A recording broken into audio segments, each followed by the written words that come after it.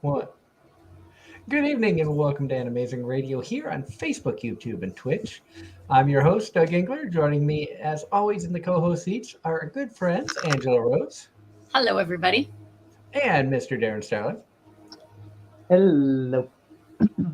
We want to remind everybody that Anime-Zing Radio is brought to you tonight by Home Circle Media for the latest and greatest in anime gear. Everything from pens, pencil stationery, and officially licensed art books. Be sure to check out homecirclemedia.com today or look for them at an upcoming convention near you. We're also brought to you by Casey Fox. For all of your artwork, cosplay, and commission needs, be sure to check out Casey Fox, that's KAYCIFOXX, on Facebook, Instagram, and TikTok. We're also brought to you by Darren. Yep. If you're down in the Raleigh area, look me up. I'm not hard to find. I love that I say that, and Darren's just like, yep. Half the time he doesn't say anything else. The only reason being because my service is so localized, it just feels weird to promote myself on a service that literally point maybe 1,000% would be listening to. Hey, you never know. I don't know. We don't know where all the podcasts go out. They go out literally Everywhere. worldwide. Hold on. And hello, Mario. Hi, Even Mario. Even Antarctica? I don't know, but hold up. Let me just pull up the analytics page. Well, you said literally everywhere, so I'm like, well, let me test that theory. We could have aliens that listen to us, so we don't know. I think Japan is the furthest based on this. However, we've got only 86% of our audience is US, at least on Spotify and the other audio apps. Wow. That's lower than I thought. That's pretty cool that we have people that tune in from all over the globe. That's awesome. Thank you all so much. Japan, UK, and Germany are the next highest, and then Bulgaria, Brazil, and India are kind of the more random ones that I don't think I've mentioned before. Wow. Well, about to say, India is full of weebs. Believe me.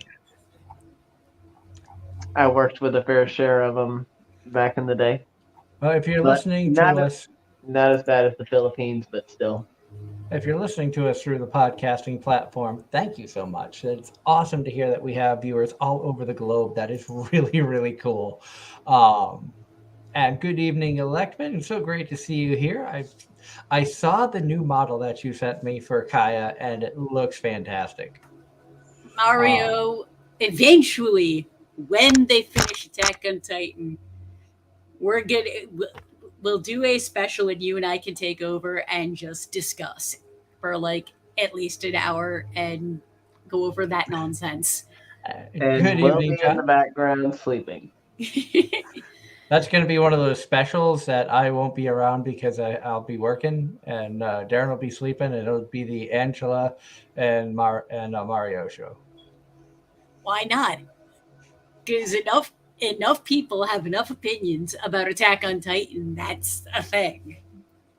You know, I saw a video a minute ago where someone put anime titles on one of the races in cars, and it was showing One Piece was out in front, followed closely by Pokemon and Dragon Ball, and Attack on Titan was in the number 4 spot, and so on and so forth. And question from the chat room for everybody, Vox Mix. Hello, that's a new name I don't remember seeing. If you've been here before, thank you so much for coming back. If it's your first time, welcome to Anime-Zing Radio. They want to know, has anyone seen the case study of Vanitas? Says it's really good in their opinion. I've heard good things, haven't actually seen it. Same. And Mario agrees that it's amazing. Going back to Attack on Titan, John Knight says they're going to watch the final season, part 3, dubbed tomorrow. I don't remember part 3 coming out yet, but I'll have to go back and look for it. And question from Mario, are we getting part 2 or a movie? The answer is yes.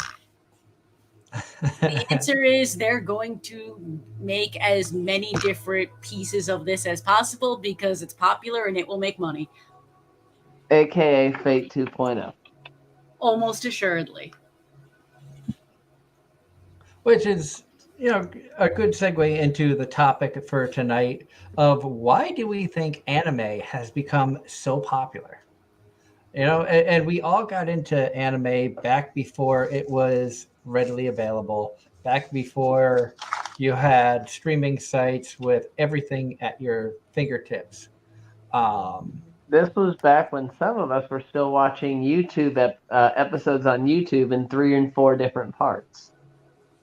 That's my generation. This was back when some of us without a picture was still in middle school.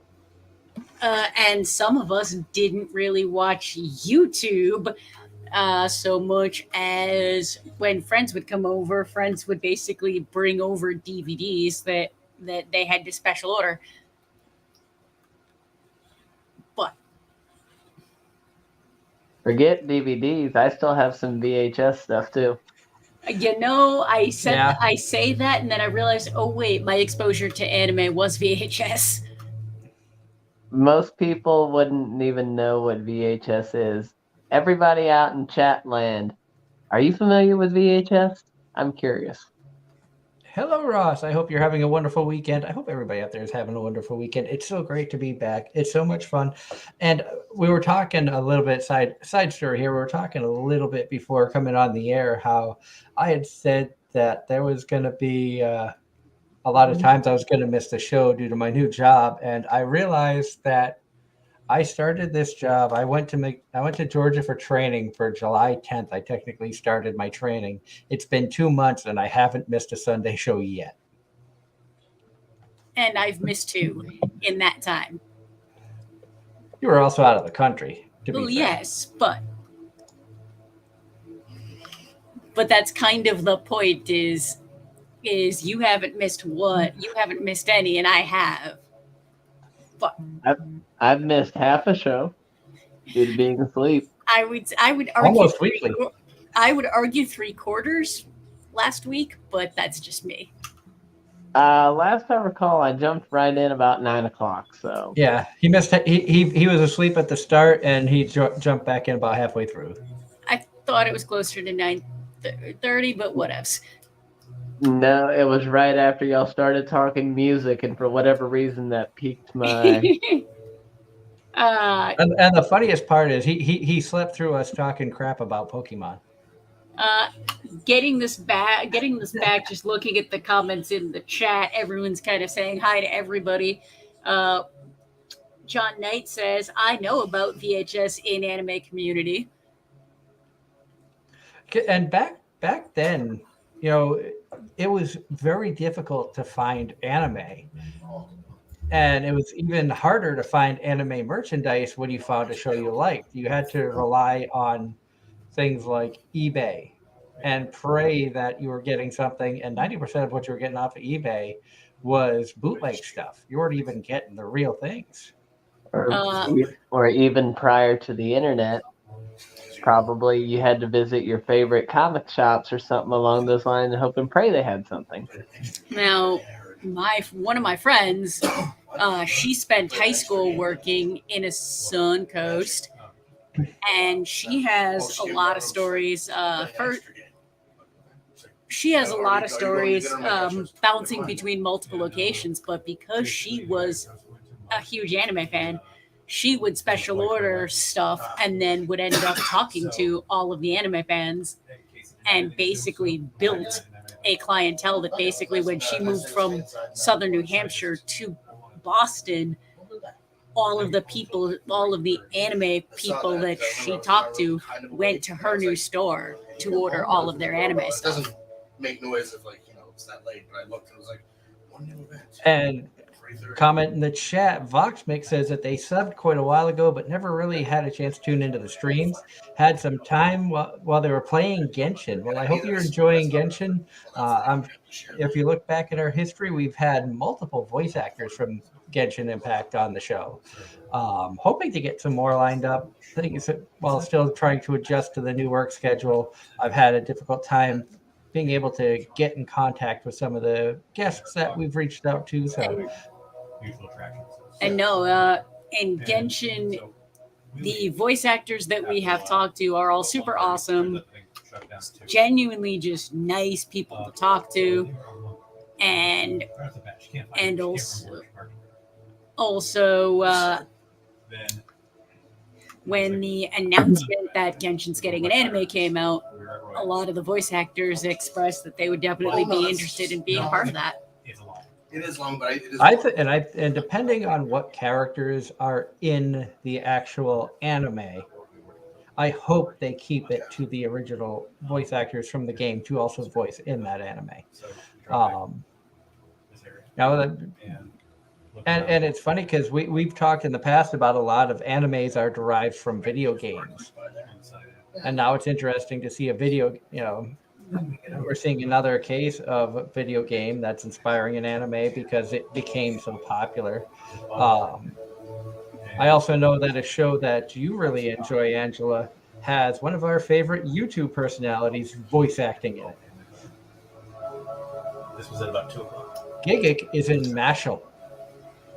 No, seriously? He has a video up about it. I believe I remember hearing something about that. I did not hear about that, and It's on his season. channel. I'm gonna have to look that up with almost zero time this week, but I don't know if he voice acted in season 1 or season 2, because Mashal, I believe, is getting a season 2 if it's not already out. it's not out. Season 2's not out. It's not out yet. That's a winter title, I think. No. I want to say it's a winter title. Or a TBA. I'm pretty sure winter, though. I'm pretty sure winter as well. But yeah, so yeah, we still had some fun, but It's not the way you would expect it. then we ended up. But yes, that's something. That sounds fun. That is something definitely worth Yes, it's looking interesting. into because wow. For being a voice of anime for years to being a voice in anime. Yup. By the way, did he specify English or dub or sub? Did he really say? I haven't actually watched the video. My wife and I were scrolling through YouTube for videos to watch, and I saw he had a video out about it, saying I voiced in Mashal, or I voiced in anime, and Mashal was on the screen. So, if anybody knows who Gigik is from the YouTube channels and can confirm this, because my computer has been screwing up recently. So trying to open some new windows and it's being very hesitant. She wakes up at 6:30. So How long till we build that computer for you? Let's her alarm. we'll see what happens first. I'm able to get a new computer or Attack on Titan finishes. Mario has says it's subbed. And then Voxnix in the chat. I met Todd Habercorn and Christina V. Valenzuela at Terrificon in Connecticut, and they're pretty awesome people. I drew stuff for them, and it was an amazing interaction. That's exactly what we want to hear, is all those positive interactions when fans get to meet the VAs. And let's see here. Hearing that makes me want to just play this. You know, when I eat all the pasta I can eat and my belly is really full and I'm there next to my sweet Germany, I like to turn on Amazing Radio. On the Aye, aye, aye. Italia? Yeah. Italia. Oh my god. What's this? Hey This gang, is this is also- Natsu Dragneon. You're listening to Anime-Zing Radio and the hate. I have to end it early because that's like those are all original shout outs we got from voice actors that we've had on the show back when we were on Hazy Radio. Do I have those on the drive you left with me? Probably. Do you want me to edit those? Yeah. clip them. Yeah, and if you want, because I know you have access, you can upload all those, and that way when I click over it, we can just hit whatever ones to play during the show. Ange came up to say hi. He was like, yeah, we're moving. And I got to meet Todd Habercorn at Kineticon a couple years ago, and the crazy thing was we were in line for autographs for his table, and he comes from out of nowhere with his phone doing an Instagram video running by everybody, and we happened to be in that video just before it ended. I don't know. And Mario's giving you crap. Yes, I see that. Mario, you may have something on your hands called time. We do not. And also Christina V, I got to meet her of all places in Syracuse, New York, at a gaming convention, because it was very heavily guested by Genshin Impact voice actors. For what it is worth, between my full-time job, some 5,000 and some D&D campaigns, a couple of D&D campaigns, and some other things. Baldur's Gate 3 has been consuming what little time I have. I've actually had, the crazy thing is I work the weirdest hours, but I've had more time to actually watch anime and stuff because I'm only working one job instead of two. So I've been able, for the most part, to keep up with the shows that I've been watching. I'm behind on a couple just because this weekend was a little bit crazy. I had class today for my job, but you know, and I will still stand by the comment that I made a few weeks ago, saying the vending machine anime has no right to be as good as it is. I'm watching it in, I'm up to date in Japanese, and I go back and rewatch it in English with my wife, and we both agree it should not be as good as it is. It was the dumbest concept, and I came into this season saying I hope it sucked so I could make fun of it, and I have enjoyed it. What? I go, Santi's making fun of you because you're drinking Red Bull. He's like, don't make fun of the way I live. It's like, that's not good. And I'm glad I'm not the only one that thinks that. Mario's even agreeing that it has no right to be that good. I'm drinking Red Bull. Well, we have another oddball coming soon that I can't wait. I would be more apt to watch that one, Darren, if Angela watched it rather than you. Wait, if which one? Heat the pig liver. I have a short watch list for the fall. Yes, that's an easy trip. Yeah. Well, at least you're probably doing better than me. I've been up to date on 2 series, and that's all I've had time for this season. For summer, I am caught up with exactly one show and one show only. She was so excited about that, she's throwing stuff. No, I just dropped the. Oh God, Ross in the chat.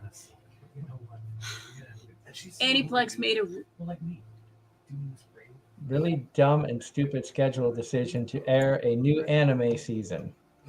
Let me explain so you understand. So we're waiting for the continuation on that. I noticed something interesting. They finally started dropping the Misfit of Demon King Academy episodes that they had to put on hold last season. And I think they've been dropping episodes of the quintessential quintuplets mid-season for some reason. I feel like we're on episode 5. I know some shows got massive. I know some shows got delayed for a variety of reasons, and then they start, instead of pushing them back to the following season, they just started airing season episodes whenever. Yep. I think Ayakashi Triangle, which was one I was surprisingly watching despite how stupid it was. Nier was the one that had a lot of delays, and I was watching that, and then kind of once it got delayed again for like the second or third time, I just kind of went, I'll wait on this.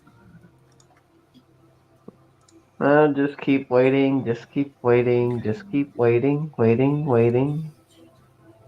What do? You wait. Oh, okay. They announced that Blue Exorcist season 3 is coming in January, but that's in 4 months. And right now, they are working on Rurouni Kenshin for 24 episodes, and the first half of Misfit of Demon. King King Academy. Academy. You know,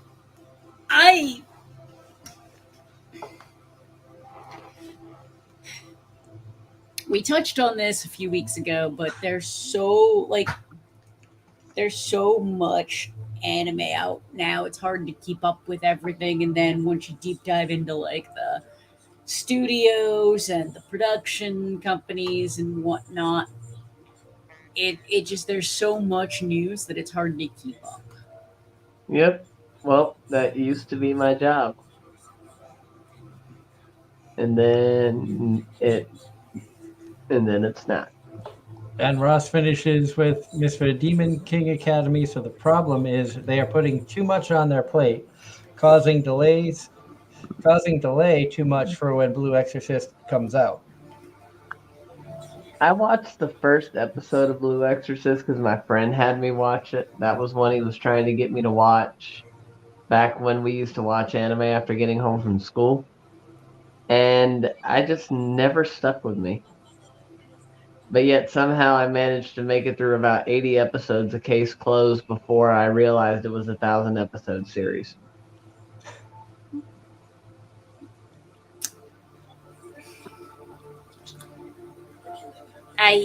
I got nothing. I mean, about what I got is that it seems like the one of the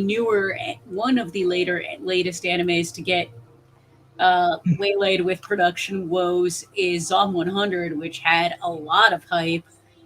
A lot of people were talking about it, and then all of a sudden we see, oh, one of the studios involved is Outski. And if I'm not mistaken, Zom 100 was one of the ones this season that was getting fairly decent reviews. It was topping charts there for a minute. Yep, that's one of the ones I was seeing a lot on my Facebook feed. I've been meaning to start it, but per usual, time. There's a time and place for everything, but not now. Mario saying the dub is amazing on that. Unfortunately, like we said, one of the studios backed out. A lot of delays on that. And that gives me an idea for a topic for a future show. But we've been sidetracked from tonight's topic of why do we think anime has become so popular? Well, I think we're inadvertently answering the questions here because of everything it has to offer. I mean, how many topics have we covered in the past 20 minutes? Too many? Not enough? Take your pick. I mean, we haven't even touched on, the different genres in specific where we've seen throughout the past 30 years, let's say back to mid 90s.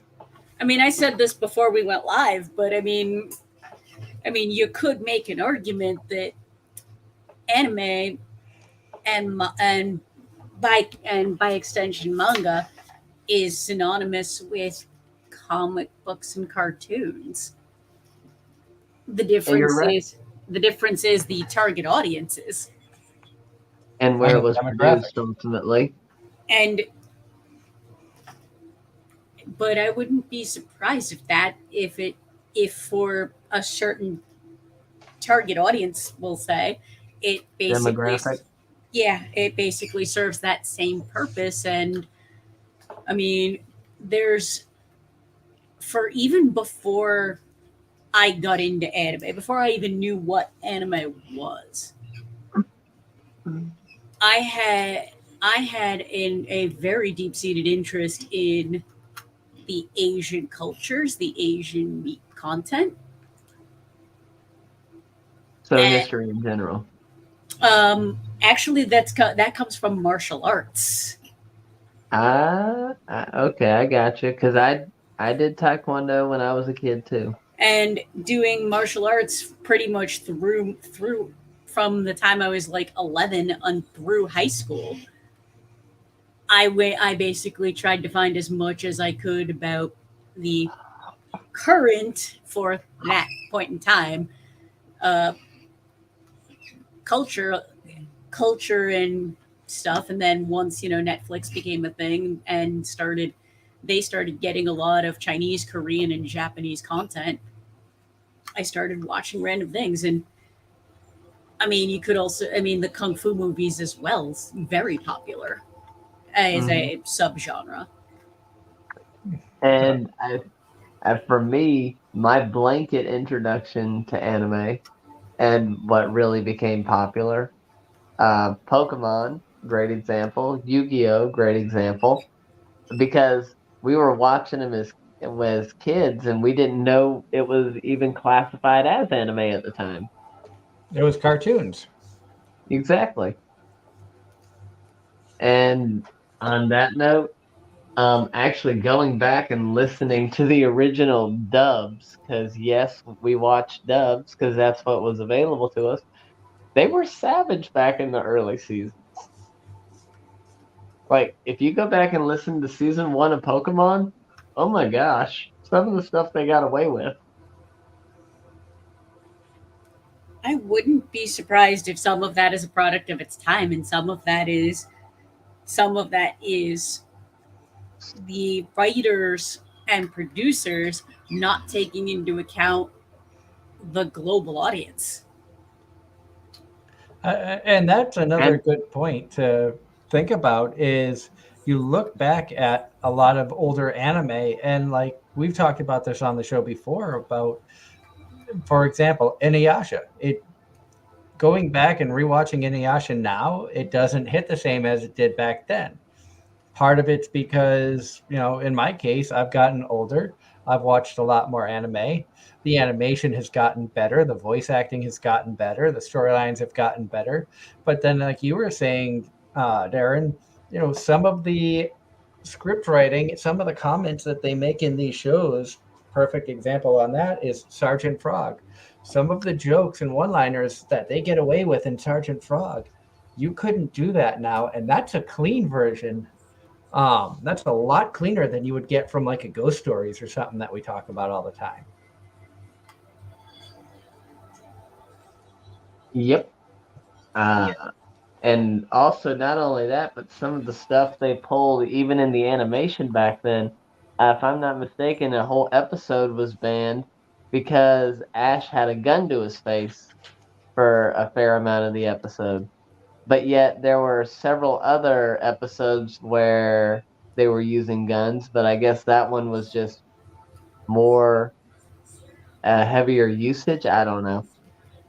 And then you also got to take into account, I mean, just gets into the target audience. Like, you take a particular show, the target audience in Japan is not necessarily the same target audience as here. And something here that's more of a children's show, yeah, you're going to see some of that filtering. Hmm. Well, We, what Four Kids did to a lot of that stuff in terms of the edits they made was quite intense. I remember in One Piece they edited one of the characters' cigarettes into a lollipop. They did the jelly donuts in English, but they were actually rice balls. And they edited one of the later seasons. Instead of a giant rice ball rolling down the hill, it was a giant sub sandwich. I'm not even kidding.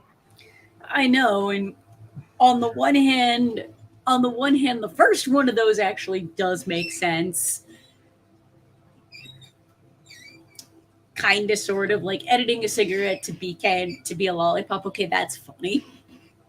And at least there's a logical thought process as to, okay, that's why they did it. But changing the food?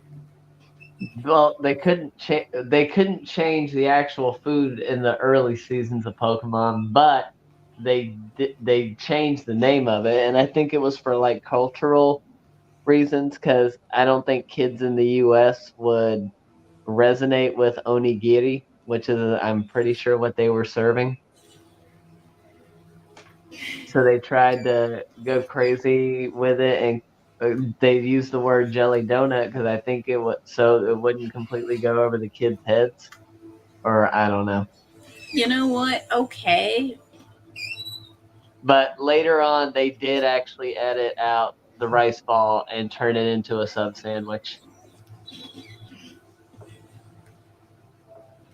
And talking about shows that change over time, HH in the chat brought up Bugs Bunny. When you think of the old Looney Tunes cartoons that a lot of us grew up with, Yosemite Sam and Tweety Bird, Sylvester, and Roadrunner and Coyote, and the stuff they could get away with, back then, and things that there are certain characters from that era that are like banned in certain contexts now. Mm-hmm. Because they're too offensive. Yep. And our good friend John Knight with the always knowledgeable birthdays. Today is Amanda Celine Miller's birthday, the voice of Sailor Jupiter and Sailor Moon, young Gabrielle and Yulia in SAO franchise, and Toshia Mike in Your Lie in April. And Ross in the chat says, don't forget, going back to the Looney Tunes, Porky Pig Cursed, because there's actual audio from it back in the day. I'd believe it. I would too. Because I tell you what, I couldn't. Sometimes I didn't know who I had a harder time understanding, Daffy or him, when they got into one of their rants. No, I take that back. Between Porky Pig and Donald Duck, even though they're two different franchises, sometimes I couldn't figure out what they were saying. I can understand that. Same. And that might not be a bad thing.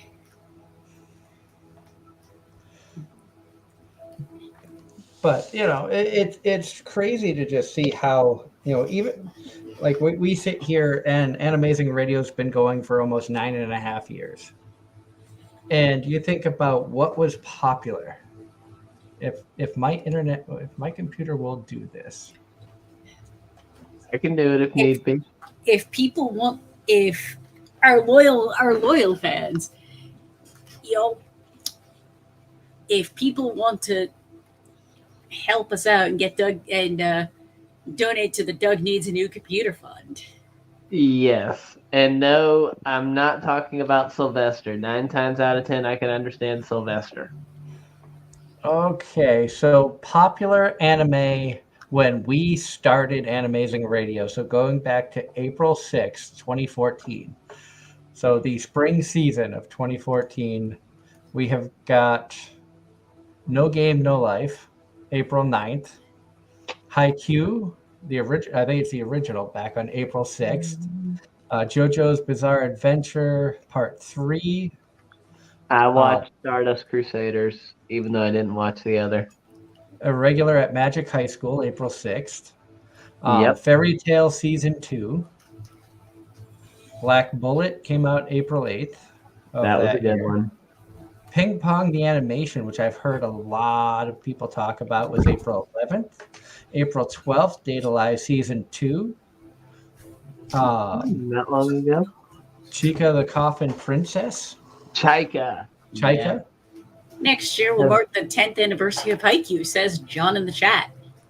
Love Live School Idol Project Season 2. So the original Love Live Season 2 debuted April 6, 2014. Is the Order of Rabbit, April 10th, 2014. Yep, that was a cute series. Soul Eater Not, April 9th. That was terrible. Dragoneer Academy, April 5th. Entertaining. Dragon Ball Kai 2014, the final chapters, April 6th. That was I jumped into the Dragon Ball wagon on Dragon Ball Kai and then went back and watched the original series. So that was a good introduction. Yu-Gi-Oh! Arc 5, April 6th, 2014. I'm going to jump in here, and Ross says in the chat, by the way, Chaika is best girl. Yes. What? Hey, Ross, white Chaika, not red Chaika. So there was a lot of Chaikas. So it's funny to look back and be like, that's what was just coming out when we started doing even this podcast 9.5 years ago. And so anime has just blown up because like Data Live's coming out with the season 5. Love Live has I don't know how many spin-offs. It's its 4th version of Love Live is getting a 3rd season this year, which Love Live Superstar has been, in my opinion, one of the best in the franchise. And I've said it before, if I had to put them in order, and this is just going off of memory because it's been a while since I watched the original Love Live, but I would say the original Love Live and then Love Live Superstar, Love Live Sunshine, and then whatever that other abomination was that they came out with. I couldn't even get past like 3 episodes, and I love the Idol animes. Oh, God. Doug, so you knew it had to be terrible. Did you say spring season? Spring of 2014? Yes. Yeah. Okay. Sorry, I accidentally clicked winter, but I see a lot of shows. I watched. In the chat, Ross, I hate red Chaika, original white Chaika, best girl, and well, the blonde girl after Chaika, then. Yo, yeah, I forgot about the dragon girl in that one. Doug, you need to watch it. I'm gross dragon girl. Yes, the dragon girl was crazy. I didn't watch the show, so I can't judge.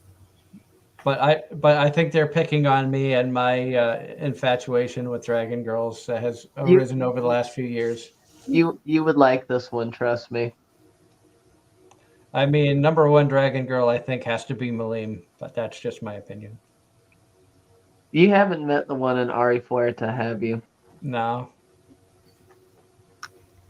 Ross, I think she has some competition there with the one in Ari Fuerta. What do you think? Isn't Ari Fuerta getting new content? Yes. At some point. I don't remember if that's winter or at some indeterminate point down the line. Yes, it is, and well deserved. And it's funny thinking back to the first episode of the podcast I ever did. This was our guest. This is Happy the Cat, and you're listening to Anime-Zing Radio. So yeah, we decided to start things off big here on Anime-Zing Radio with the wonderful Tia Ballard as our first ever guest. I had big dreams back then, and man, it's crazy to think that 9.5 years later, we're still going. I've got some amazing new co-hosts that have joined. I've had a lot of good co-hosts throughout the years of doing this, but I think we've got like a really good team right now. And I couldn't be happier to have Darren and Angela on here just because of, the difference, like especially bringing Angela on, who's like a complete 180 from predominantly me. So it brings a whole new spin on of the shows that we watch as part of the show, and a whole different like personality wise, where Darren and I will argue over waifus and Angela will just roll her eyes and just call us stupid and move on. To kind of bring this back to best dragon girl, Ross says the best dragon No, best girl is the Red Dragon woman in Restaurant in Another World. She was a good one. I will not disagree with you on that, Ross.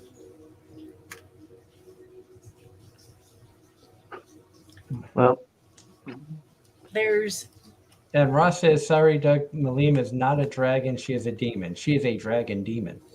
she's both. She is both. She was a dragon before she was a demon lord. oh my Her parents are dragons.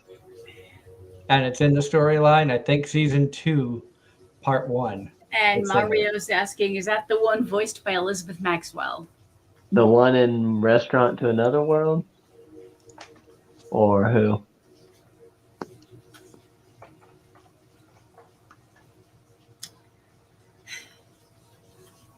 Let's see here. See if I can look this up.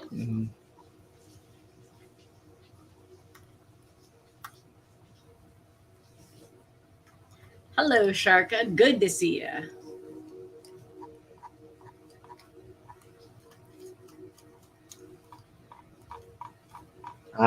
Okay, so that I makes think- sense why that has such good animation. Doug, I think we, as off topic as we've gone, I think we also at the same time answered our question.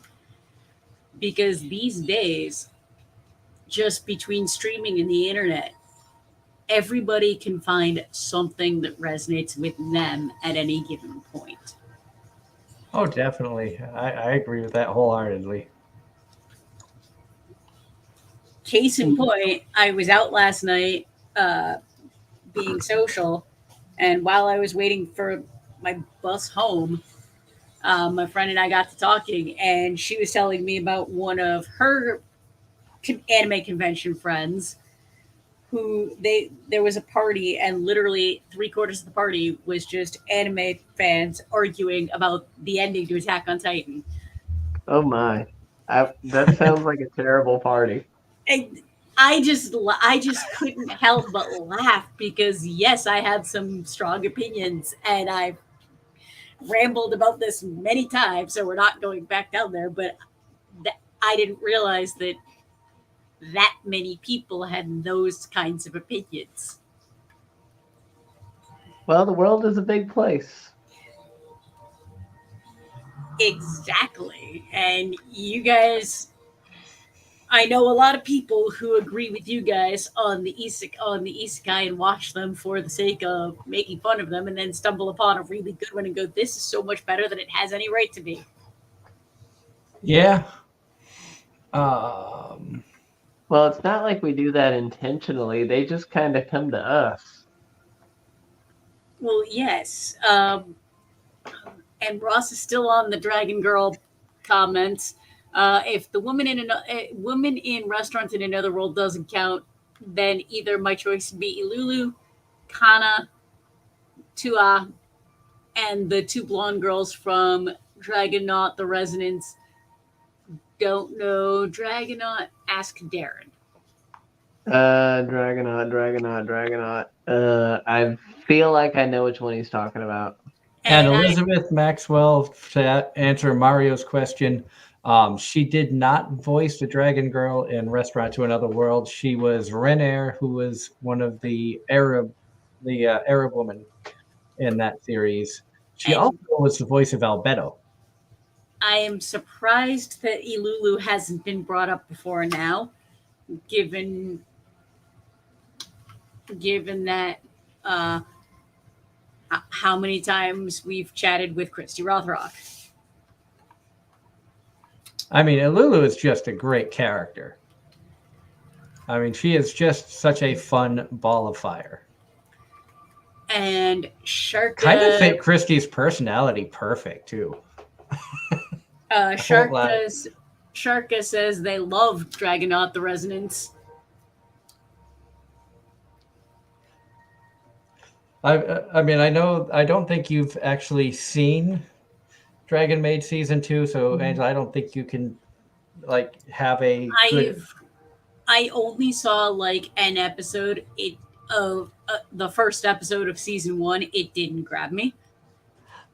I would say I would ask just for like if you wanted to confirm my opinion of Lulu is like the perfect character for Angela to voice. Just watch the first episode of season 2 in English, not the series, just that first episode, because that's where Lulu comes in and really has like an epic part. Just to be like, okay, from what you having a chance to have met and hung out with Christy at Rail City, does that just scream Christy to you or not? Uh, I'd say sure, but we'll put that on the laundry list of things to watch when I have free time. And like Um, that's one of those rare cases where I'm like, don't watch the show, just watch one episode as a comparison because you've gotten to hang out with the voice actors. Oh yeah, and like sitting there at dinner talking about literally life, the universe, and everything, and having her basically like be super supportive when I was talking about job searching. That was unreal. I mean, it was very surreal, and we'll talk. And I know I thank everybody, and I'm like very grateful for all of you amazing people who tune in every week, and all of the listeners on the podcast sites and stuff like that. With your support, we've been able to do so much, and to be able to accomplish the feat of bringing a voice actor to a convention, which 9.5 years ago wasn't even on the docket. And then as time progressed, it's like I think it would be cool if I could do this, and then to actually make it happen, and you know, you all the can voice do anything you put your mind to. the fact that it all came together. The only thing that would have made that weekend better is if Darren had the time to come up. But obvious reasons, we know that you had the work and it's tough to get away, especially in warmer weather down where you live with the landscaping. Um, I think that would be the only thing that would have made the weekend better was if you were able to make it as well. Yep, I eventually need to set my business up to where I don't have to be there every single day of the week.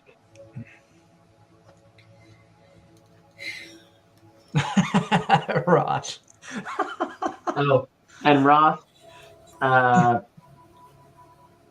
I have never seen the show Dragonaut. I've never seen it, so I have no comment on it.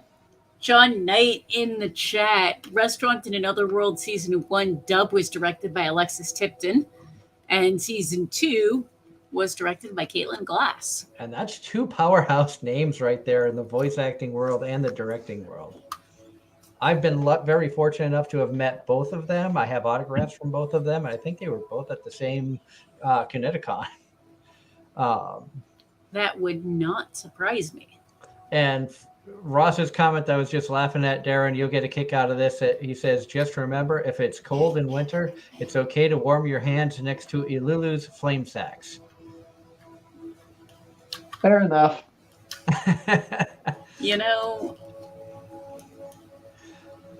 And I think we explained to you at Rail City Edge what the flame sacks were. Yes, and I'm just going to shake my head and laugh because what else is there? Y'all put up with some of my opinions and reactions and hot takes, so I can just laugh at this entire conversation. That totally caught me off guard. I'm not gonna lie. I looked over. I'm like, wait, what? Oh my god, that's great. Genius. Like you said, Darren, Ross has taken over trying to derail the show. That used to be your job way back when. Yep. I would argue. I would almost say that he succeeded this time. Well, he usually does, because when I suffer from shiny object syndrome, it doesn't take much to derail my train of thought. I mean, the fact that we're going down. Bringing this back full circle, it kind of just proves the point. There's so much to talk about, so it's a no-brainer as to why it's as popular as it is. Because on the one hand, it's different. It's new. It's unlike anything It's unlike anything else. But at the same time, it's media. It's entertainment, and it's amazing. And to be honest, and I hate saying this, but the fact that 9 times out of 10, Japan can pull off better art, better animation, better everything in those aspects better than American cartoons and stuff can, and they have a way higher budget is incredibly sad. I Yes, I'm not going to disagree with that. I will also counter that with their work-life balance is Terrible, I know. non-existent. Um, but I like it. It kind of gets into Cultural. it gets into cultural, but it also gets into the Japanese will take whatever influence, and put that work ethic, that heart and soul into it, and make it effing perfect. One of the best, one of my favorite. Oh, I hesitate. One of the things from one of my takeaways from Japan was we were right down the road from a Japanese French bakery that had all of these amazing croissants and French pastries, but made with that level of perfection that only the Japanese can do. And arguably they were better than the ones that we would get in Paris. And Ross in the chat room says, "Oh yeah, why anime is popular? Simple answer: people's attention span. Simple as that." And to shiny decidui, Rowlet, I will counter with Trico. We have gone to Pokemon. Apparently, I think we were granted we've already been there and back, but Hey, I'm following along with the chat. Don't blame me. hey, that's I'm an not- improvement. Usually he doesn't. So the fact I'm he not- caught that. I'm not blaming anybody. I'm just wait, what? A shiny decidui appeared and said Rowlet. Therefore, I counter with Trico because Hoenn was my favorite generation. And then I'll just counter that with Charizard because it's my favorite fire Pokemon.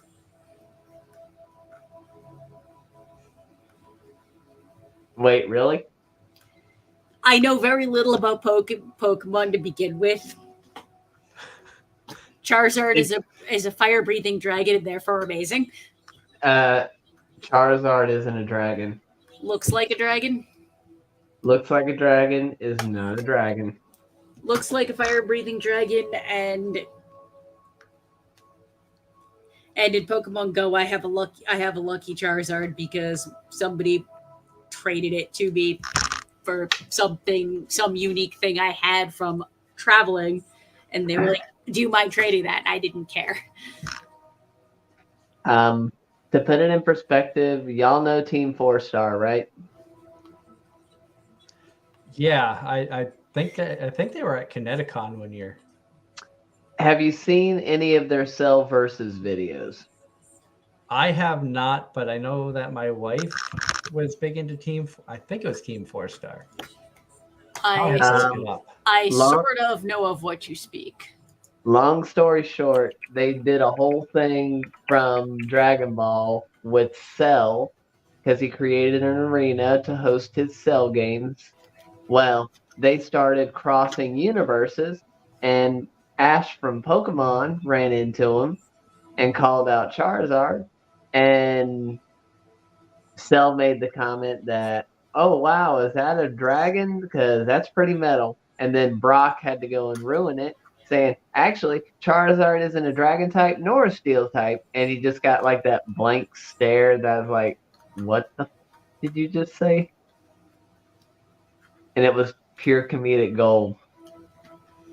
Okay, I think it was Team 4-Star. If they had the one talking about they had like a whole script that was just they read off something about boobies, mommy milker, like a whole thing, and I got video of them doing that at Kineticon.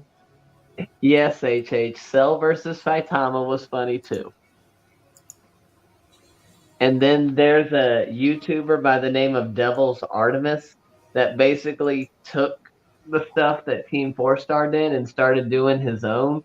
And for the past 5 years, he's been coming up with new Cell short clips. And um, he's added Kermit the Frog as his partner. I don't even want to talk about Kermit the Frog. Oh, So now you have a Muppet and the perfect android, and Kermit is the one arranging fights and just stupid comedic stuff. It's honestly genius. oh boy. But it's still like so crazy to think just how far the anime community has come. And like my wife was saying that it's even crazy how anime merchandise has gone. Before, like we said at the beginning of the show, you could only find, and half the time it was bootleg stuff off of eBay.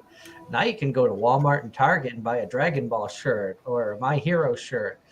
Or if you want something a little bit more obscure but still semi-mainstream, you can go to Spencer's or Hot Topic. Newbury Comics.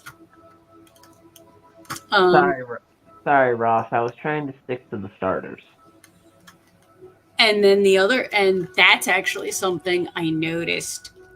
There's shops around the world, mainstream like actual clothing stores that have, in addition to their normal stuff, just anime and pop culture merch. The amount of DoorDashers that came in today in Dragon Ball attire, I was actually surprised. I counted at least 4 DoorDashers with a Dragon Ball themed shirt today. It was really the same one. He just kept changing his shirt. No, it was actually 2 girls and 2 guys. So, I didn't think. I'll be honest. I didn't think Dragon Ball was still that popular. it is, especially after Super and the fact that they're supposedly going to be releasing more. Fair. I just haven't heard anything about it. And granted, that also gets filed under not my thing, so I don't pay attention. But Same. I didn't think it was still. It still had that kind of a following. Yeah. Ever since Dragon Ball Super and Goku basically broke the internet, I mean, regardless, y'all saw at least a small clip of when he broke the internet, right? Maybe. After his transformation. Because everyone was hyping up Luffy's transformation a few weeks ago, saying that it was going to best Goku's. And they're like, no, you didn't even come close. I don't think I saw any of that, but then again, I haven't really been on social media that much.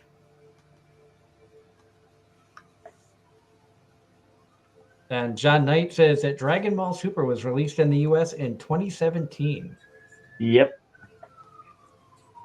I love the knowledge of our audience. If I'm not mistaken, it wrapped up either right before or right toward the beginning of COVID. Because I think there were delays in the last couple of episodes, but I'm pretty sure it got wrapped up right before the end of COVID. Right before the beginning of COVID. I mean, we saw a lot of weird stuff that came through with COVID. I mean, Bofuri started in spring and it finished in winter because of COVID. At least the English dub. Well, I shouldn't say winter. I should say late fall. Because if I remember correctly, that year in 2020, we had Brent April on the show, the voice of Maple, like the week after the last episode aired in English dub. Unrelated, Ross in the chat says that he's going to get rid of his 4 anime girl figures, and lately feeling that he's not interested in figures. For among other reasons, they're too pricey these days, and he doesn't collect a lot. Which leads me to wonder, what figures do you have? John Knight is adding the dub of Dragon Ball Super wrapped in 2019 before COVID. That's what I thought.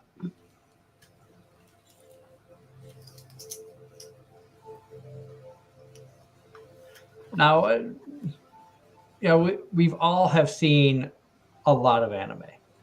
All 3 of us are probably well over 300 to 400 anime at least, I would guess.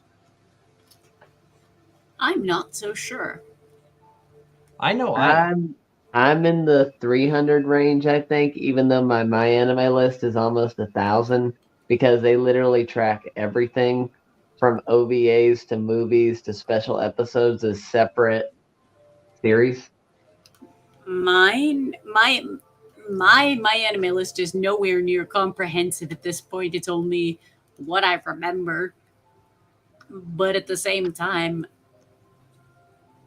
there were large periods of time where I didn't watch any anime. That's more so me nowadays versus back then when I had a crap ton of time on my hands.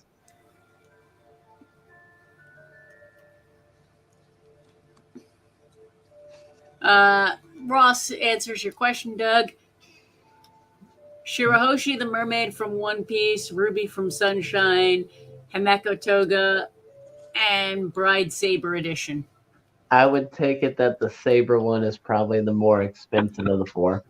I would say it's probably the highest value of the 4 of them as well. Saber from Fate. Yeah. Yeah. Bride Saber. Any type of special edition like that, and Toga is so mainstream.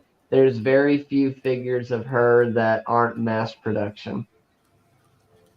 And the other 2, Ruby is from Sunshine. That's Love Live Sunshine.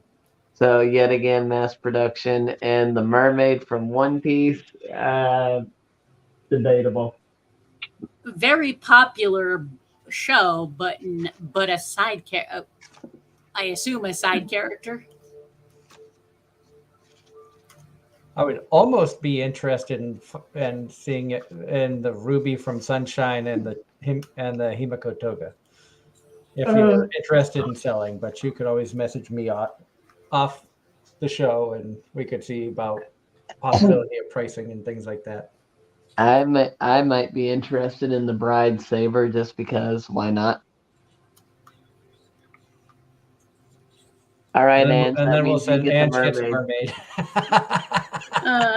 Ange doesn't. Ange doesn't have money or doesn't want to spend money. Ange doesn't collect figures; she collects books. There we go. Okay. Granted, she has a figure sitting right there. You're pointing it to your bookcase. Yep. Because that figure was given to me by our friend Rick from Nerd Urbanity while at Rail City. Unfortunately, Angela was only able to join us for one day. The day she wasn't there, Rick came over with gifts for everybody. Awesome guy. I hope Rick's still doing good. We'll have to try to see about getting him back on the show again. He was a sweetheart. Total sweetheart, that guy. I mean, he went above and beyond. He did not have to do what he did. I will. No.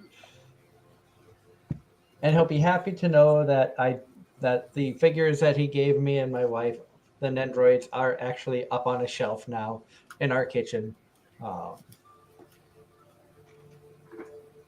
The Alicia Alfredo Nendroid, and I'm not even sure what this one's from. I think it's from Fate or something. Oh, wait, let me see it. Can you hold it a little closer? Mew Eldefeld. I have no idea. I thought it looked like something else. It's I can't even read that. I can't tell if that was actually in English up there or not, but yeah, it's apparently there's like two figures in the set. Wait, is that fake? It Is could that it could fake? be. The girl looks like the one in the blonde looks like from fake Prisma Ia, but I I can't mean tell. I mean the logo up here. A lot of times I'll tell you what the show is. you know what? Hold on, let me spell out the name of the character for me. I'll just look this up.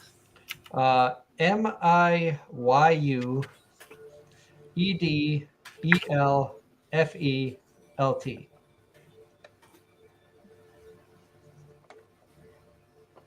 It is in fact from Fate. It says Prisma Ia. Prisma Ia Fate Khalid. Yep. Okay. I because like I said, I recognized the blonde hair. I didn't recognize the dark hair. But yes, I typed that into Google, and among the things coming up, it's all the things you can buy on eBay. Well, technically everything's for sale on eBay, but There's also one on AliExpress, but again, you get what you pay for. I'm not suggesting anything. I'm just That's like and then getting your anime figures off of Timu. yeah, what's the other one? AliExpress, Temu, and Wish. Wish. Thank you. Yeah. Um, Getting your anime figures off of that's as good as getting your anime figures off of eBay in the late 90s, early 2000s. yep. Nowadays, eBay.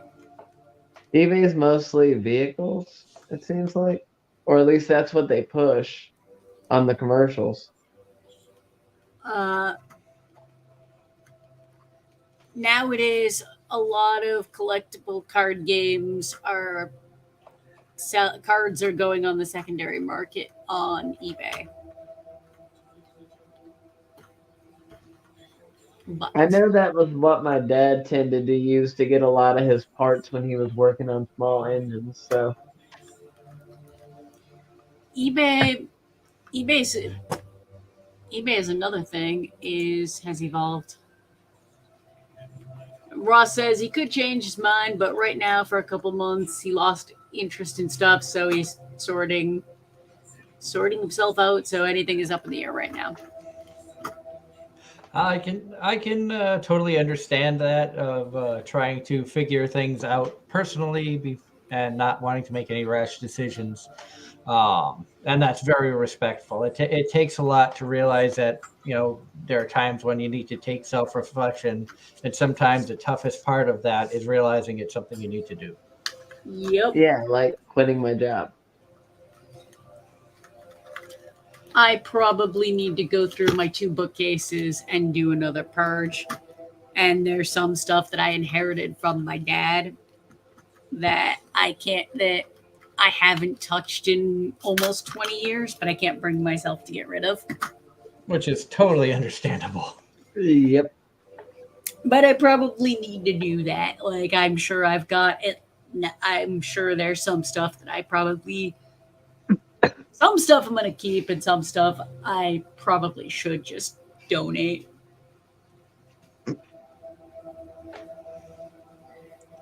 But going back to my comment earlier about we've all seen a lot of anime. How often is it that you'll find a show where it will just like for a perfect example, this season with Vending Machine, I was hoping it would suck so I could make fun of it, and it's actually been really, really good. How often is it that you've gone into shows with low expectations and they've just blown you away, come out of nowhere, didn't expect it to be half as good as it was? I can count plenty of times I went into a show with high expectations and came out severely disappointed. I can do both of those things, but my highlight for this season, I will admit I went in with really low expectations because I seriously half expected I expected the suggestion to actually be one of those ones that was done on purpose to get a reaction.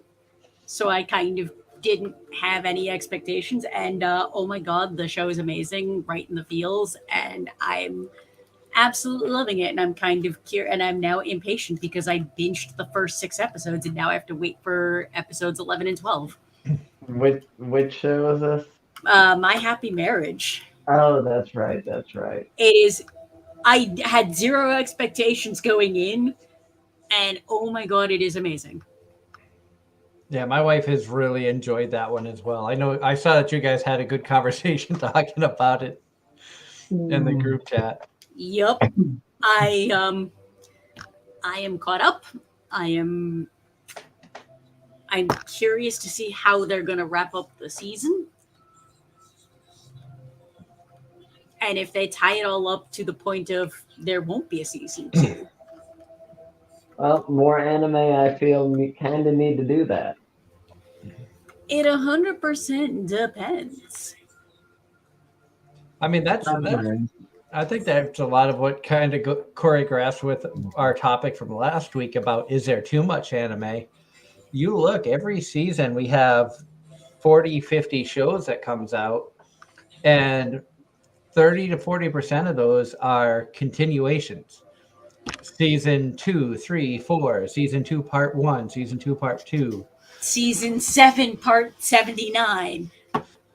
Final season, part 2,386. Or second or season 1 core 2. Because remember, some seasons have split cores instead of seasons. And or spin-off or OVA seasons or spin-offs. Or spin-offs like Slime. Yeah. Or Horimiya.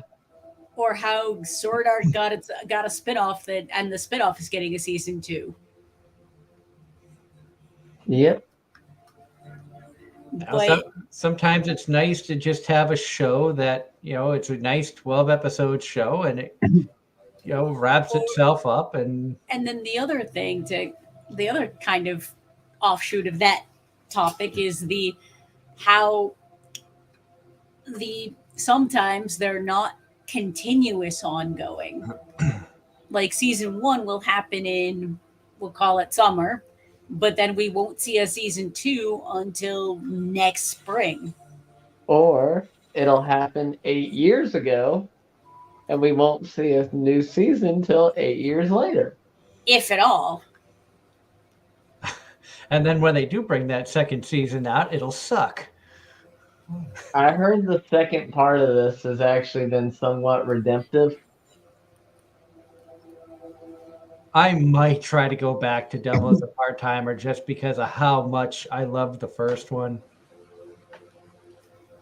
Well, I mean, there was pretty decent gaps in between Data Live. There was decent gaps in between let's see what other series. Slimes had a couple of decent gaps. Overlords had not significant gaps, but decent gaps. Bo Fury as well. Bo Fury had a decent gap. Yeah. Hey, Darren, not to sidetrack you, but we have a special guest in the chat room. Oh my. Is it Karma? It's Karma. He has come back. Says he finally has caught a live episode. Welcome, Karma. It's been, speaking of, legends from back in the early days of AZR, I think Karma was the original one that tried to distract me before you took over. Yeah, and then it was Ross me is and taking, Karma. you and Karma were the ones that would always try to throw me off. So it's great to see Karma back here, and I hope you've been doing good. So glad you were able. Your schedule allowed you to catch a live episode. Yes, long time no see, my old friend. And in the time that you've missed Karma, Darren and I have finally met in person. Yes, finally. Took 4 years of him co-hosting for it to happen, but 4 years of co-hosting, almost 10 years of knowing each other by association. So now all that's left is You and me. and the three of us to attend a convention together.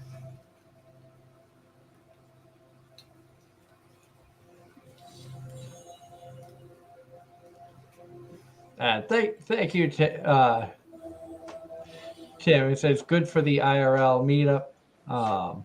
It took me changing careers and moving to a new state for me to actually meet Darren in person. But Yep, and not just once, but twice in the span of a month. And going to a convention together was the icing on the cake. So, oh yeah, Doug, this year you've done conventions with both of us. I have. And there is a legitimate chance that GalaxyCon could be my last con of the year. I don't know. I'm hoping not. It is looking very likely that PAX Unplugged will be my last con of the year. I think GalaxyCon was my last con of the year. Even though part of me wants to go to the GIE convention in Kentucky, but I don't know if I'm going to be able to get off work. I don't know yet. GIE? That's my landscape show. Still a convention, though. No, that's fair. I just acronyms.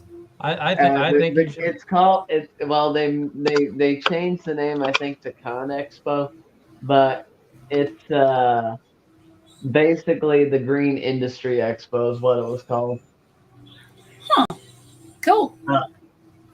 Basically, everybody and their mother from in the landscape industry was there, and the best part was they used the convention center that has several acres of open area where they actually let you put the machines that they sell to work in little demo areas.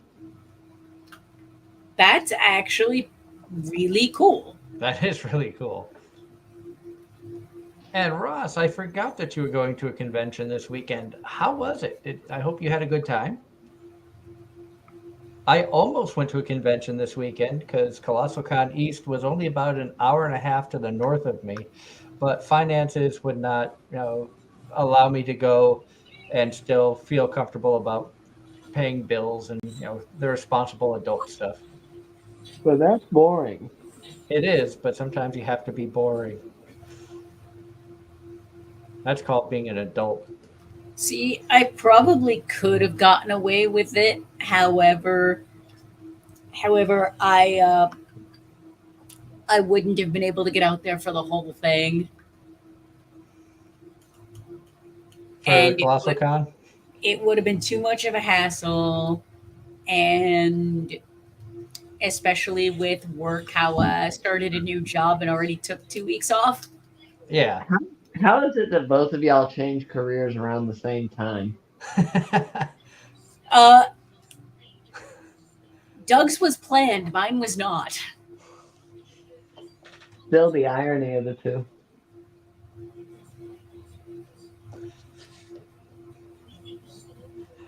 Yeah. I mean, things happen for a reason. Exactly. Ross says the convention was good, got to meet who he wanted to meet, found an artist who made an anime self-portrait of him, which is what he always wanted. That's cool. That is awesome.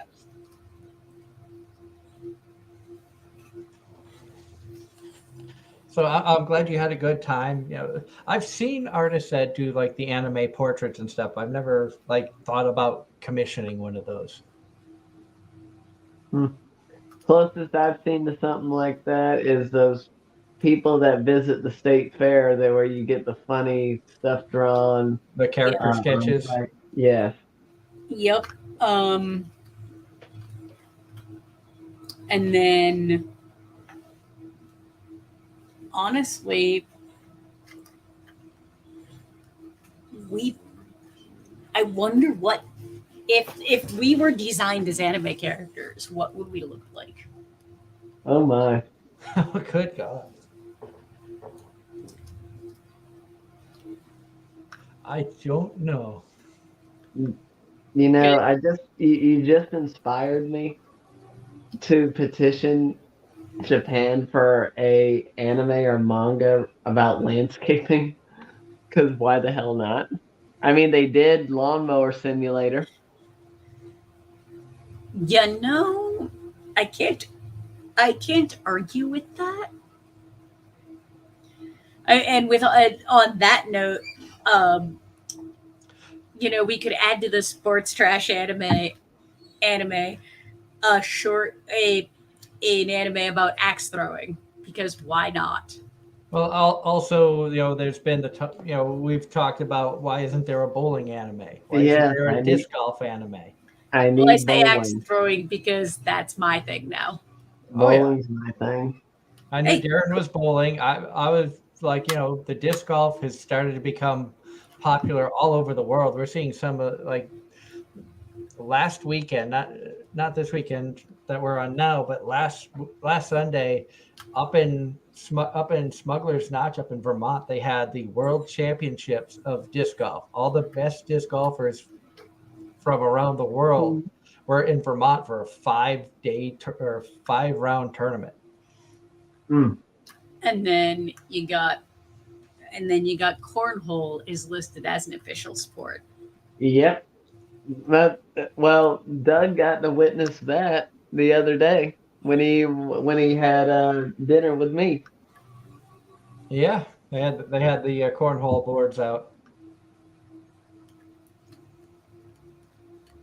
Yep. And I think they were trying. I think they hold a tournament every now and then. I made cornhole boards in shop class and still own them to this day. And Dad would always put them in the truck whenever we went to any family events. And Karma in the chat has a really good question that I think a lot of anime fans have been wondering about. And the research I've done, I've tried to explain this in the past as best as I could.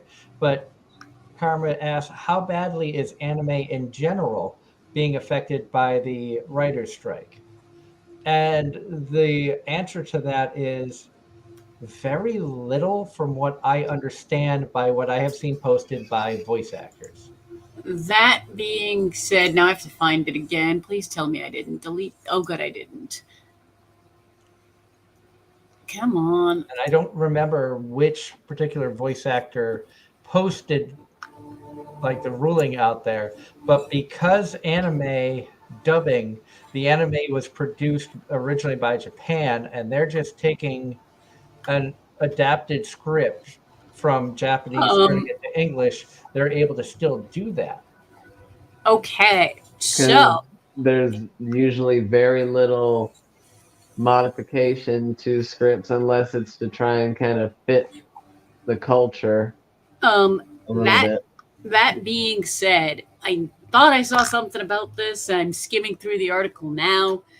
Uh, Screen Actors Guild labor union members to vote on possible strike against video game companies, and given one of the video games being mentioned is Dragon Quest, which is which if I remember correctly is originally a Japanese game.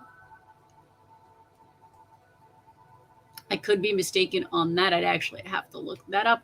We might actually be seeing this change because Screen Actors Guild does represent voice actors as well and negotiates contracts with the studios.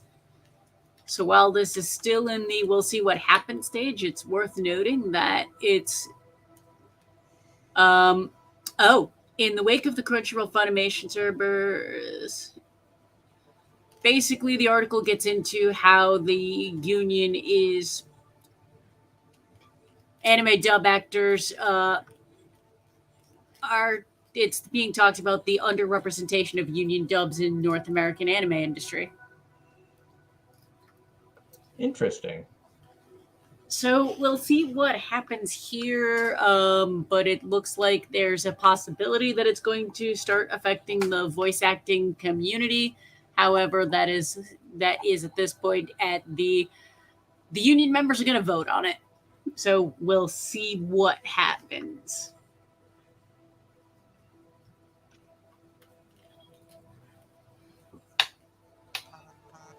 So yeah, that. And Karma says, makes sense. Big fan of audiobooks, and they seem unaffected by the strike. Yep.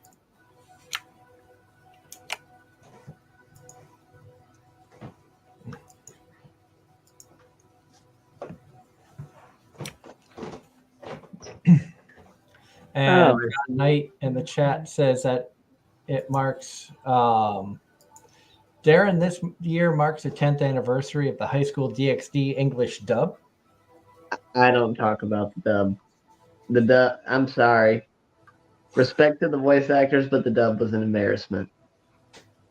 I've only watched it dub, and so I can't say either or. Just saying. They fumbled around with the script a little too much for my tastes and turned the serious moments into a complete joke. And while I get the humor behind it intended, it coming from someone that read the source material, it was not funny and took away from the serious tone that was actually intended for the series. And then John Knight also says it's been a year since Funimation merged with Crunchyroll. That long already? That kind of makes sense. Thinking back, I think it was about this time last year that we did a show, talking about our opinions. We did that little special talking about Funimation and Crunchyroll merging and what we thought of everything. That we did.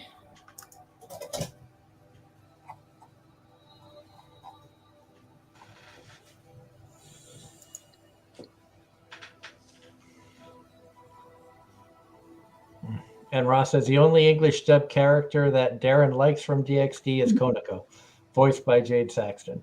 No, Lauren Landa did okay too. I will say that I took Jade's advice the first time I met her at Kineticon, telling her that Konako was not amongst my favorites from the series. I loved the series, but didn't care for Konako. And she said, keep watching, it gets better. I'd only seen the first season at that point, and they were almost done with season 3. And she goes, trust me, you will see a different side of Konako if you continue the series that I think you'll like. Because listening to me nag at him wasn't enough. Well, I mean, if the voice actor of a character is like, no, trust me, you will love this character after this season, after by the end of season 3, and she wasn't wrong. Konako went from one of my least favorite characters to probably my favorite character by the end of season 3, because personality changing and like the character growth and the little secret. Of course. Plus, her sister was an encouragement. Her sister was Meow. Mm-hmm.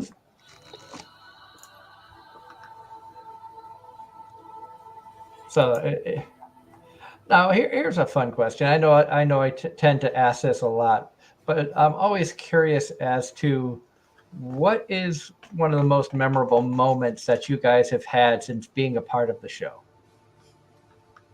Me getting stuck with Morgan Berry for 10 minutes. That's a toss-up. See, all because your computer decided to crash. And I remember you guys had to kind of like carry on a conversation while I rebooted my computer. Yeah, and I was in the parking lot of the store. I was sitting out in my truck. At least with StreamYard, we haven't had those issues. Yep. Plus, will we've give- had a wider outreach. I will give a shout out to StreamYard, the service that we use to broadcast the show. I think I'm not going to say the most, but I'm going to say one of the more memorable moments was the night with Sean Chiplock. Definitely unforgettable. Where and it ended up with the best possible outcome, but I ended up not filtering a question from the chat, and it led to a really awesome discussion. I don't know what I expected. That was not it. It is crazy to think about, like I'm sure, Darren, to you, it doesn't feel like you've been a part of the show for 4 years. It don't. And Angela's been a part of the show for over a year and a half now. Almost 2. Almost I thought 2. about that. I thought it'd been longer than that. Almost 2. I think you came on like January of 22. I think you Late are January, correct. early February. I think you are correct. Because I remember PoochieCon, New Jersey is when I started setting up all of the audio versions while we were sitting there behind the table and you were talking to somebody. Yeah. All because we were talking to somebody about podcasting specifically, and I knew if I didn't start doing it right then and there, I wasn't going to remember. And that was one of the craziest times, too, for us having a table. We were put in voice actor row beside Aaron Campbell. I mean, just the getting to, another memorable moment was just me talking to Danny Chambers about being girls in the gaming community and how that's changed over the years. John Knight says his favorite memorable moment was Mike from Crunchyroll. That's awesome. And I'm curious, Karma, you've been a fan of the show since we started way back in Hazy Radio days. And I'm curious for all of you in the chat room, what are some of your favorite moments from the history of AZR? Probably listening to me snore. I need to somehow clip the audio from a couple shows ago, one of the ones that Angela missed, where you were like talking half asleep.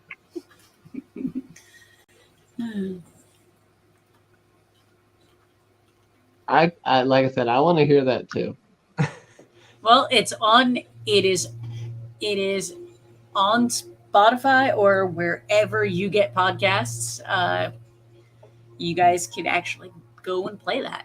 It's about an hour in, like an hour to an hour 10 minutes is when Darren starts talking about something, and I know that you're talking half asleep because I've done it, and I've been told that I started talking about something with like answering a question, and it really ended up way over in like Egypt.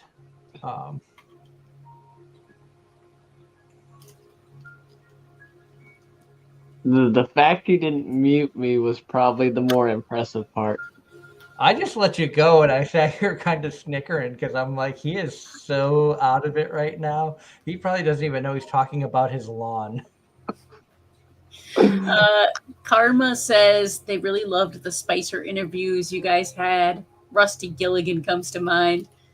Oh God, Rusty's awesome. Rusty's amazing. I know he's had some difficulties recently. I've seen on his social media. He had a couple of his pets pass. He's been dealing with some health issues and stuff as well. So really, best wishes to Rusty, and hopefully I should reach out to him, see how he's doing. Maybe get him back on the show again because he's always a blast to have on the show.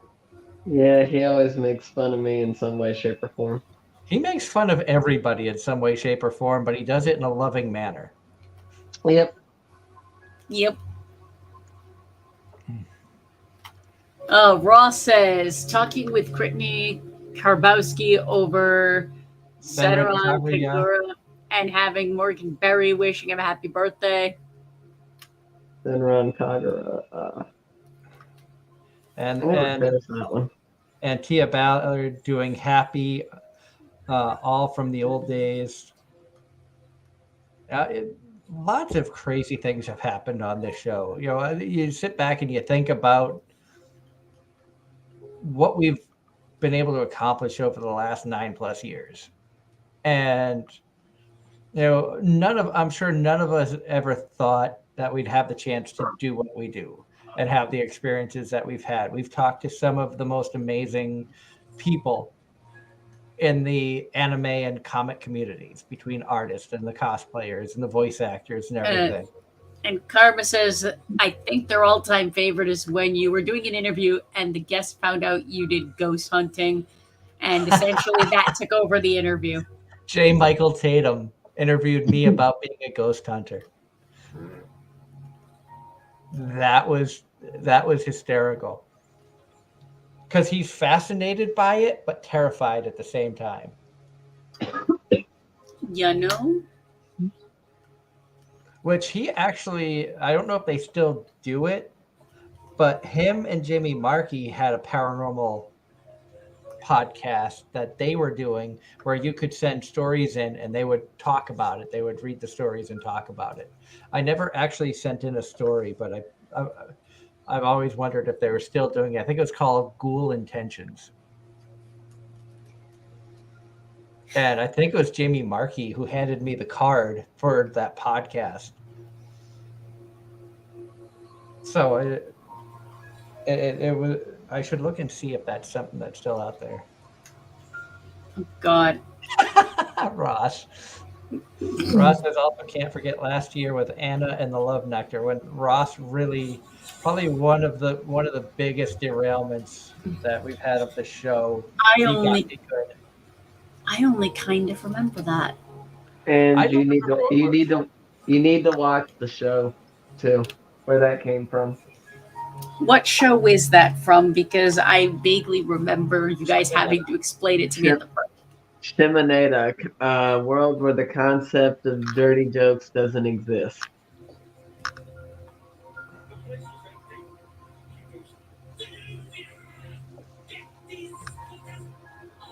So it's been a crazy time, you know. It's just the things that we've been able to do. I'm sure, you know, Angela, when I invited you to come on as a co-host on the show, you didn't expect to be talking to voice actors, let alone hanging out with one at a convention. No, I did not. I had no idea what to expect. Honestly, half expected to be something that lasted for a couple months at best, and then we just kind of fall by the wayside. But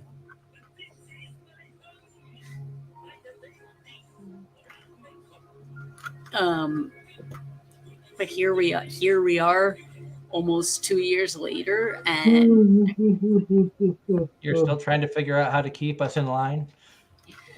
I gave up on that a year and a half ago.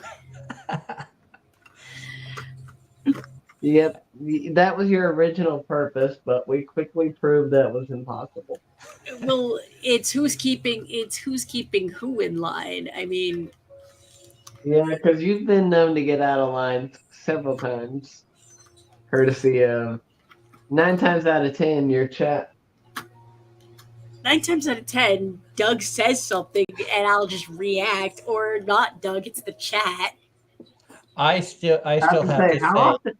How many times have I triggered you? That's actually something I'd be curious to know. Nothing immediately comes to mind. That's my point. I know my favorite time triggering her was when I just came out with the Bo Fury comparing it to SAO. Yup.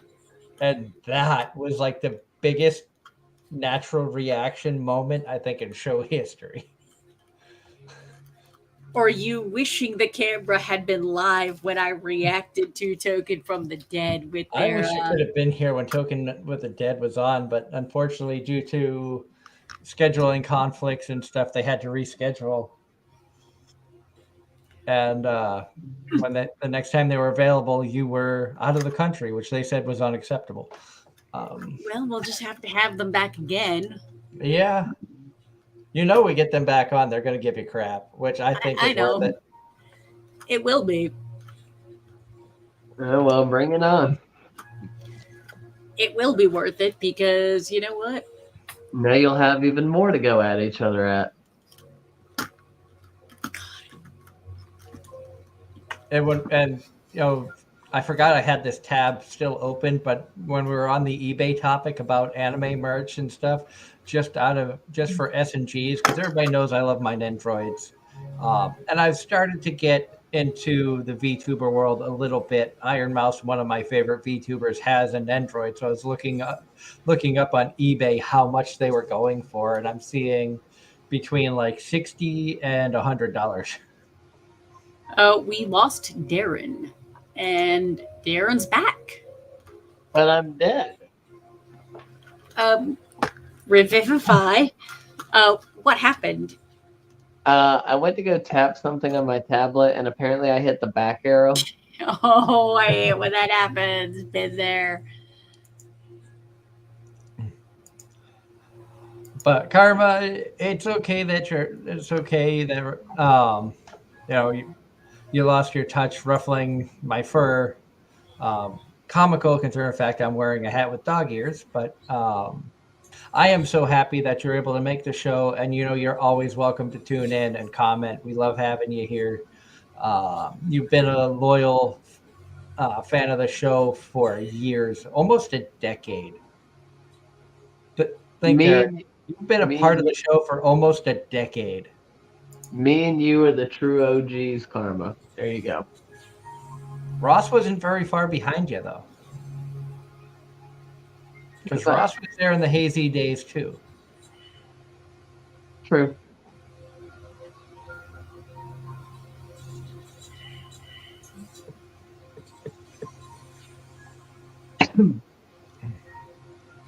John Knight says that he bought 2 My Hero Academia Blu-rays from eBay. That's cool. I know you love your Blu-rays, John, and it's nice to see that there are people out there that prefer doing the Blu-ray, that still get the DVDs and Blu-rays to help support the industry. I will, from time to time, impulse buy DVDs, but I still watch most of my stuff from the streaming sites. About to say, you saw my collection. Yeah. Even though not properly displayed. Shark agrees with you, Doug, on Nendroids are amazing. But, speaking of which, I actually lent out a Blu-ray for the first time in God knows how long. One of my employees at work was curious to watch High School DxD. So what did I do? I lent her season 1 and season 2. So I'm really curious to see how she reacts to that. Mario says that he still imports for his viewing pleasure. And Karma, I haven't talked to Zeta in a while, but last I knew, Hazy Radio shut down probably 5-6 years ago. But she has moved on to better things, and as far as I know, she's still doing pretty good. We did have her on the show probably 4 years ago or so, just to catch up and see how she's been. We've also, I think it was earlier this year for our anniversary show, we brought Scott Hare on, who was a big part of the start of AZR. And that was funny. He brought up some, skeletons from the past, from the Crossing the Void radio days. Yep.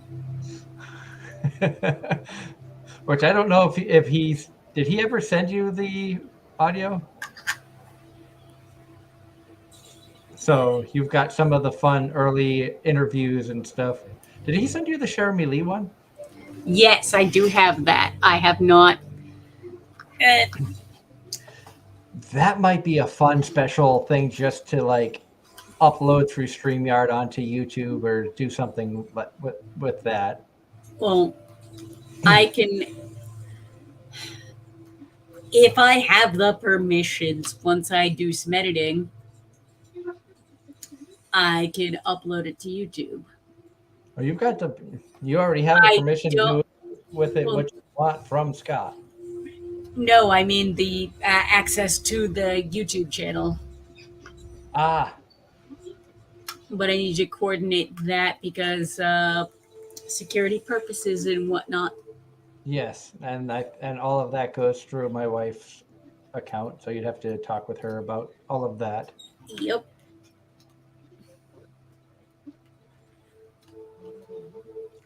And Karma says that he says, "Oh, I hear him on a show on Saturday nights.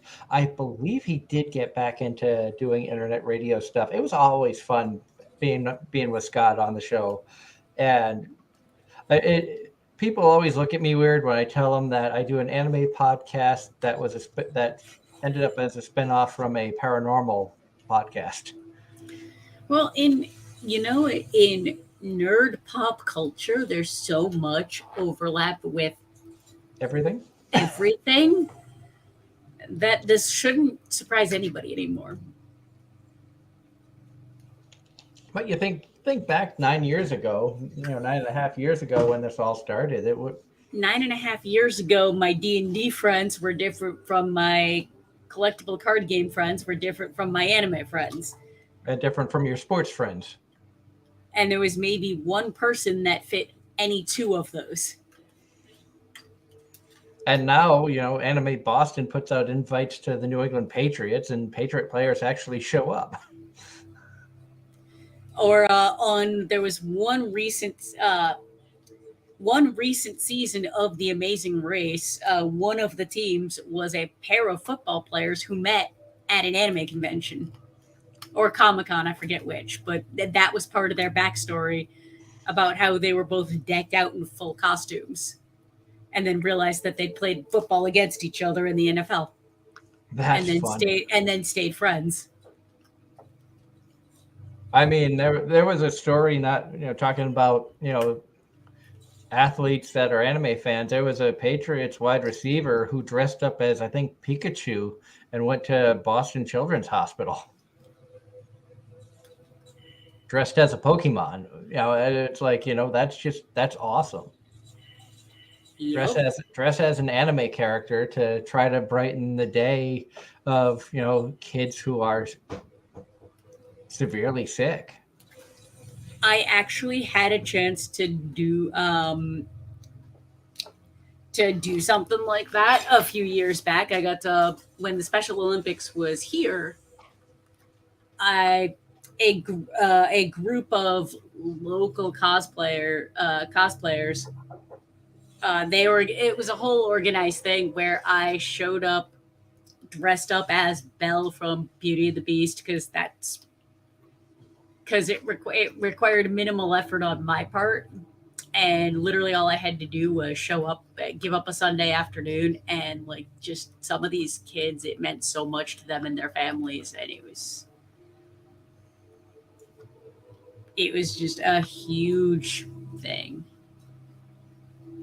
And it never ceases to amaze me the impact that little things like that can have. And so many of us take those little things for granted. And stuff that because we all have busy lives. We all work, work, school, life. We all have problems that have arisen in our lifestyles and, health issues for some people, whatever the case may be. And you never stop. A lot of us, especially in this country, we don't stop to appreciate the little things or take the time to show a little bit of kindness to people. A lot of times we rush around so focused in our own small little box that we have the blinders on to what's going on. And you don't realize how much of a positive effect just saying hi to somebody or holding a door open for somebody, or just doing something nice for the sake of doing something nice, what kind of impact that could have. If you're waiting in line at a grocery store because somebody in front of you has a bunch of coupons, or there's an issue with the cash register, and you can see the cashier is just getting nervous, expecting people to just start getting mean and nasty and yelling, and it's like, I just karma, no. So there he is with the distractions again. See, still got it. He still got it. It really is the small things that go a long way.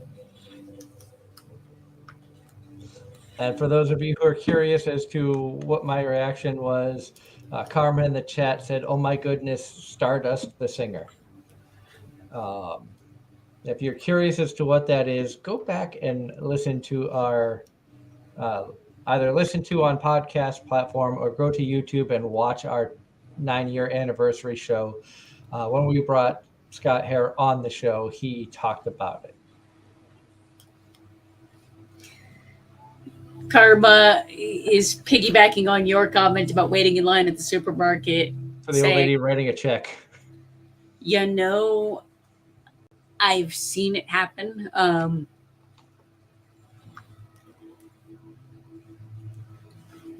I've been there on both. I've been there. At the end of the day, unless the person behind the register is downright rude, which has happened, there is no reason not to be polite, if not genuinely nice. Or at least fake it. I mean, come on. The only place I have to fake being nice is at Bojangles down in North Carolina. Pretty much. I mean, I spent too many years working fast food. And I still work it. And subsequently, whenever I go to restaurants or anything of the like, if it's not the server's fault, I always try to be super understanding, because we're all human. Stuff goes wrong. And if it happens frequently, it's probably because you're there more than you should be. And I will say, Darren, I know that for those of you who don't know, in the area in Pennsylvania I live in, there is a Bojangles, not about a half hour or so away. So the other day we went out to visit my mom and sister. My sister recently had surgery on her foot, so she's been out of work. So we went to see them and check up how my sister was doing, and we decided to get Bojangles for lunch. And I will say the chicken was really good. I'm not going to lie. We got an 8-piece box. It was 8 pieces of chicken and 4 biscuits. And I liked the fact that the chicken under the breading was seasoned. It was really, really good. Oh, remind me to treat you to that next time. Well, I couldn't because you came so early in the morning. Yeah. And see, that's a thing. Up until a few years ago, up until I heard about it on the internet, I never heard of Bojangles. It wasn't until a trip with my sister in rural Georgia for my sister's bridal shower. I never, her and her friends could not believe that I'd never heard of Zaxby's.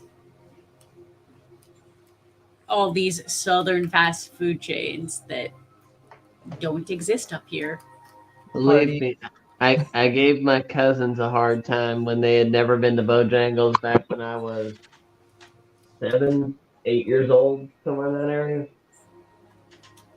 Back then, I didn't even realize that there were different radio stations depending on the area you lived in.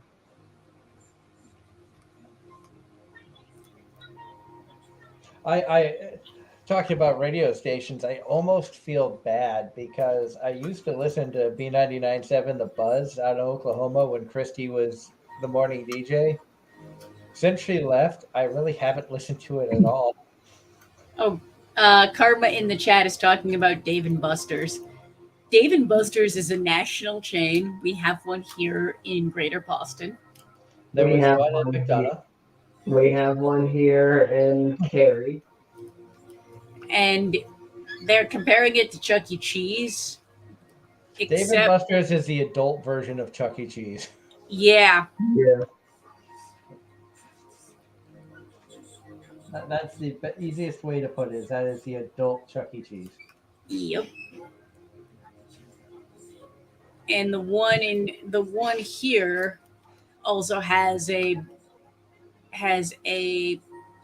brewery connected to it, so they serve alcohol. So there's alcohol. Oh my. Your Chuck E. Cheese? At Dave and Buster's. And we have a bot. That's okay. That's That's on Twitch. They don't matter.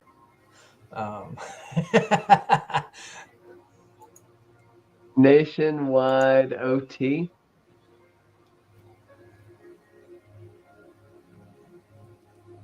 Yeah, whatever.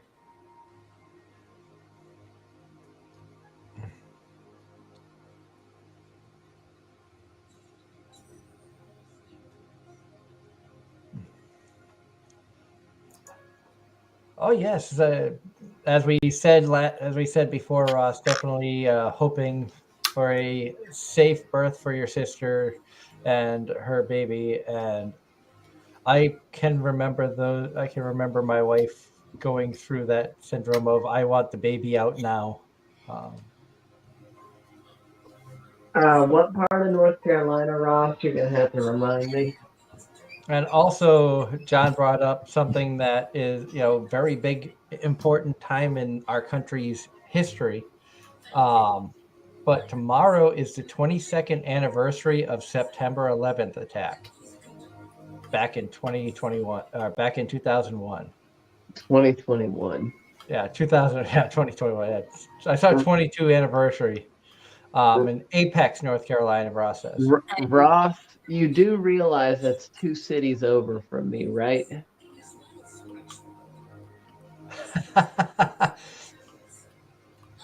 And Karma, you won't see the bot in the chat through StreamYard. We are currently streaming on our Facebook channel, YouTube, and on Twitch. And so the bot came through on the Twitch side of things, where a lot of you are viewing us solely on the YouTube side. And September 11th, it's crazy to think there's a lot of the anime fans that we see at conventions now weren't even born when that happened. They just know about it in history books in school. Yep. That's crazy to think about. Every year, one of the DJs on the radio station I listen to talks about it. Like September 10th was a whole other world. You could do all this at the airport and be so many minutes early and not have to worry about missing your flight. You could go onto a military base without much restriction except certain areas, that kind of deal. He's like, it was a whole different world. But look at the time. Yep, it is about that time. It's bow time. But we really thank you to everybody who tuned in tonight. Thank you to Karma and Ross and John and HH and Mario and Sharka and everybody who tuned in tonight, and all of you awesome people if you tuned in.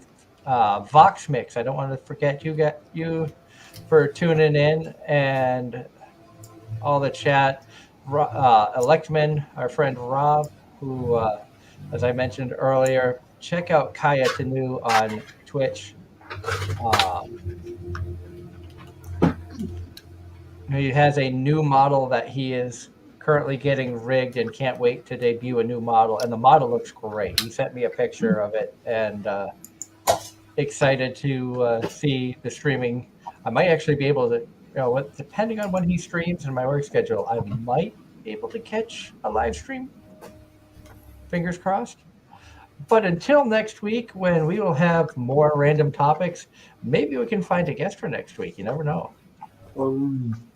And also might be changing up the thumbnail pictures. My wife has expressed interest in doing some artwork to use as a thumbnail for Cool. future shows. So excited about that. That's a win-win for everybody.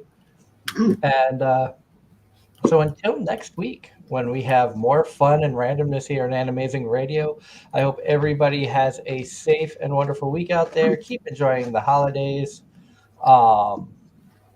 And Karma, I don't want to think about Baby Shark song. Good night, everybody. Never heard it. Don't plan to. Night. Oh, you're so lucky you didn't tell me that when I was out there. Until next week, when we have more fun and craziness here on Anime-Zing Radio, everybody have a wonderful night. This is AZR on Facebook, YouTube, and Twitch. See you next time.